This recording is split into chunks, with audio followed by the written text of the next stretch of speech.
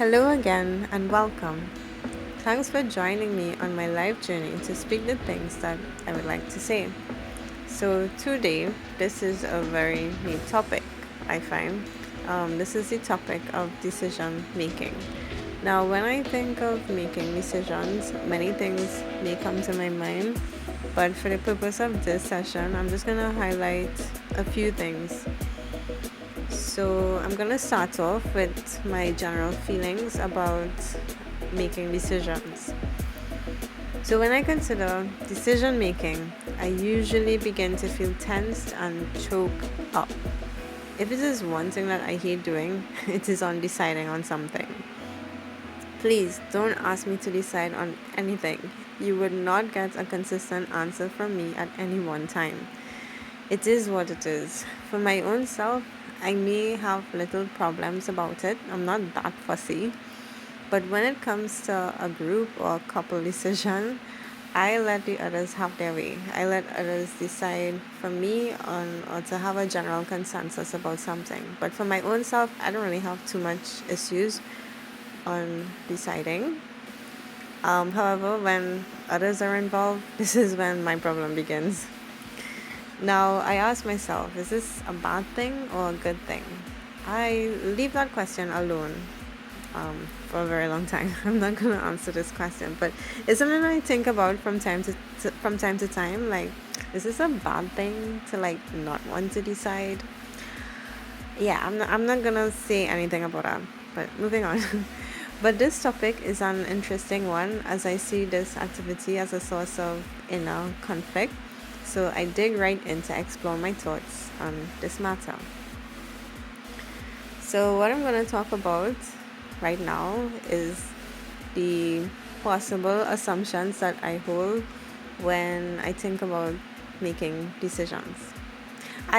These assumptions, I usually think possible assumptions that might tend to hold me back a bit when I think about it, but I'll see. Okay, so of course, sometimes I allow personal assumptions to cloud the way in my decision making. I think then that these are the things that I think about. I think that either the older voice must be the more accurate voice. You know, you think like when somebody older than you, or maybe somebody who you would assume might know more, they're experts in a field, or they hold some kind of authority that whatever they say must be true. Well, sometimes I tend to have that sort of influence. Not always, but it does have some level of influence. This is one factor that I consider. The next thing I think about sometimes is that the loudest voice is the most dominant of voices, and so must be the most accurate of all voices. Now, obviously, this doesn't really hold true, but just subliminally, I would think that, you know, in a group, the loudest voice is the one that wins, right? The next assumption that I hold is that the faster someone comes up with a response, that must be the response. Again, this doesn't always have to hold true, but time does play a factor with giving the impression like, this is the choice, this is the way to go. Okay, that's just another consideration. And then the another consideration I think about is there is only one answer or one way of doing something. Now, clearly, this is a faulty way of thinking, but, but, but, but in my younger self, I had this way, and it more was linked to a cultural thing than just my thing. It was more because of the environment that I was raised, that yeah, there's only one way to do something. Yeah, this may play a factor in whether how I see decision making as well. Like there has to be only one answer and I have to get it, or else or else, right?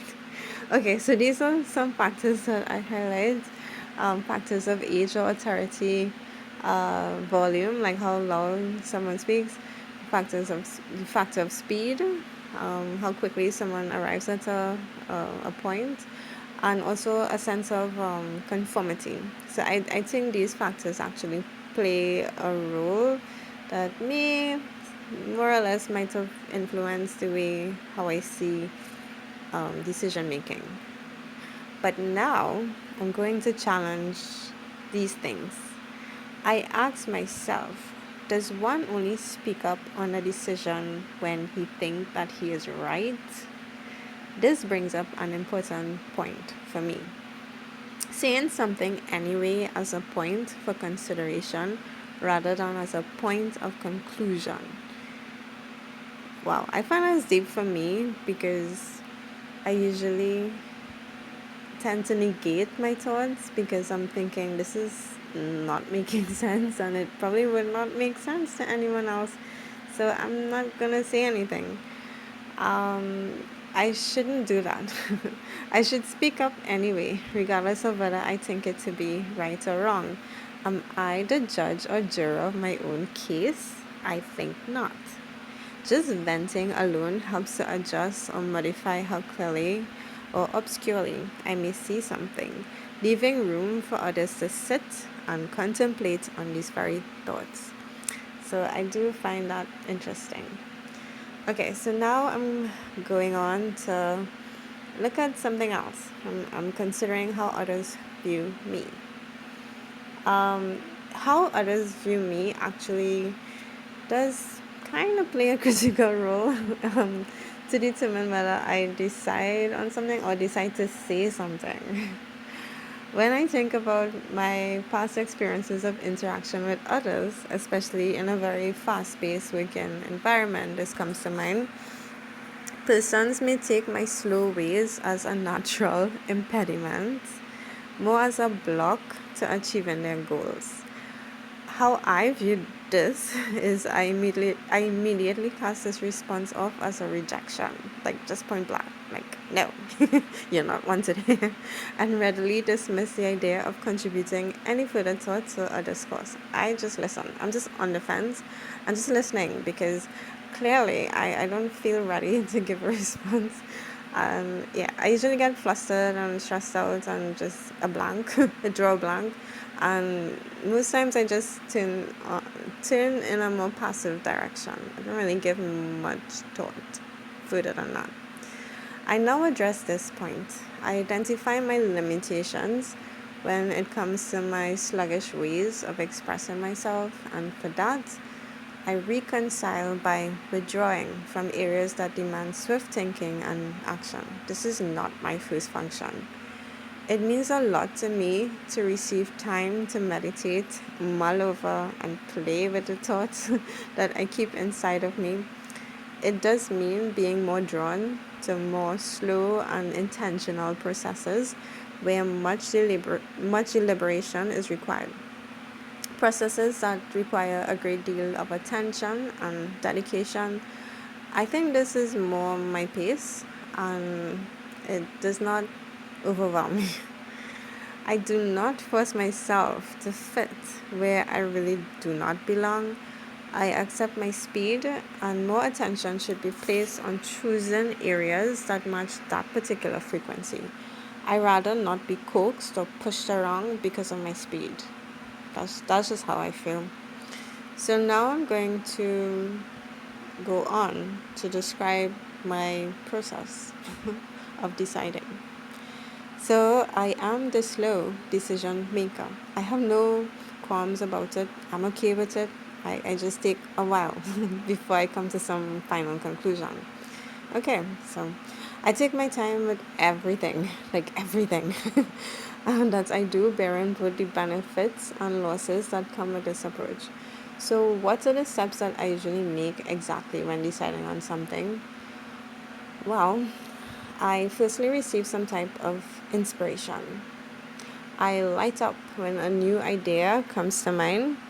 I then enter into my deep meditative state. This can take hours, days, months, and sometimes even years. I can see in my mind and start drawing branches of outcomes.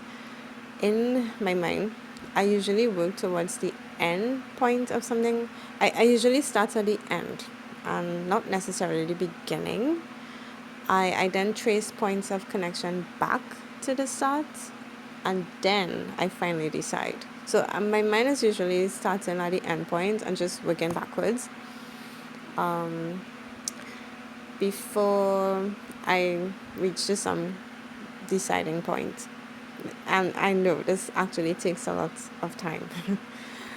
Besides this process, I usually factor in emotion with considerations for others before making a final decision.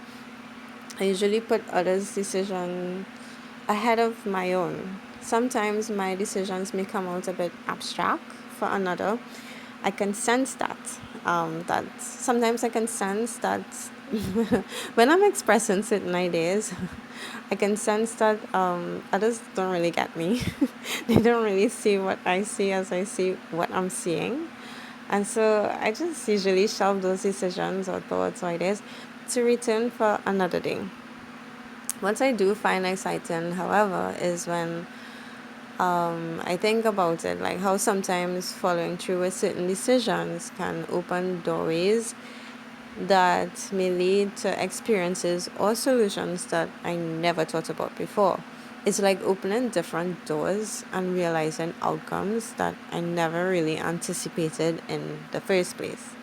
My decision making experiences are, for the most part, usually exploratory. I learn something new along the way, and I usually get excited by the discoveries. Okay, so now I'm gonna switch gears and talk about a different perspective on decision making. This one is interesting for me because I said earlier that I usually give way to the decisions of others. So now I want to ask myself a question. Am I a protector of my own decisions? This is my problem.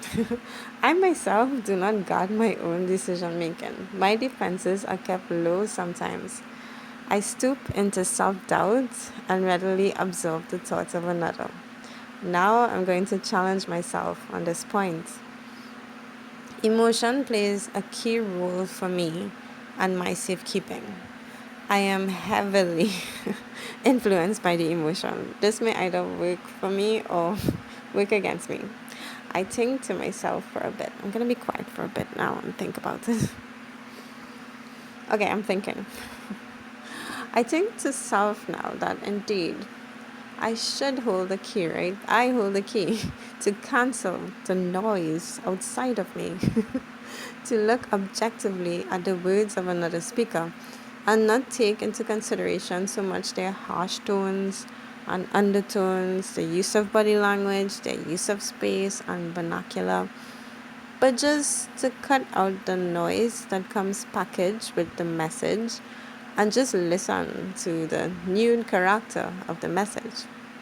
Just try and listen to the bare message instead of focusing on zooming into the surrounding subliminal messages of body language, which I also pay a great deal attention. I pay a lot of attention to body language most times when I'm listening. Then after that, decide for myself. Yes, this is one consideration. The best defense of a response on making a decision for me, I've thought about it numerous times because I did mention that I tend to change my mind a bit. But with reason. I tend to change my mind sometimes. Because of that, I do find that the best defense of response on making a decision is to just ask for, the other person, or to ask whoever's waiting on a response to wait. Yeah, I am not the swiftest when it comes to deciding. While I wait, I receive more information from the environment. This information is then used to start connecting dots until cycles or rhythms are generated until I eventually reach to the bigger picture.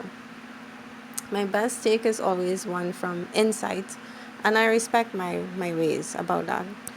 It does mean then that my decisions usually come from an intuitive place rather than a socially perceptive place.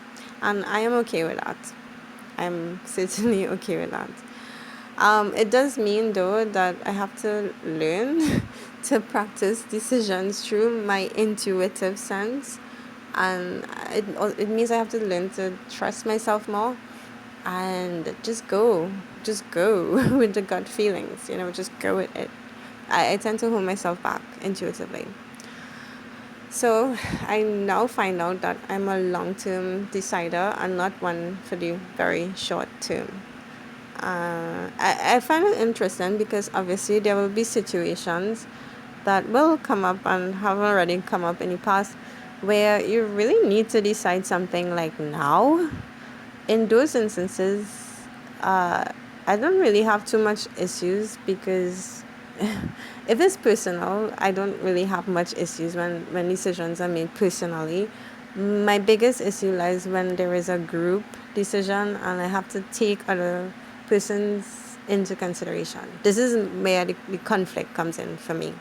But for my own self, I really do not fuss too much when making decisions. And that is all that I have to say about the matter. Now, as an example of my decision making, I'm going to say right now, I changed my mind. I changed my mind about my approach to the series of talk.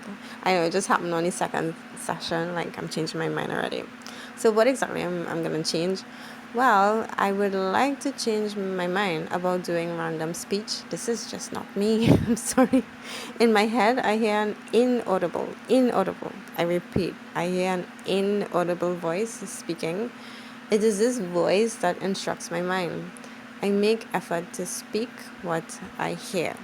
Not that I say whatever comes out, but I try to transcribe what I hear in thought form. I don't actually hear sounds, but I receive thoughts, a lot of thoughts actually, and these thoughts come in tones, but I don't actually repeat it as I hear it. I just hear it and talk it. Well, right. I'm all right. I don't really talk too much.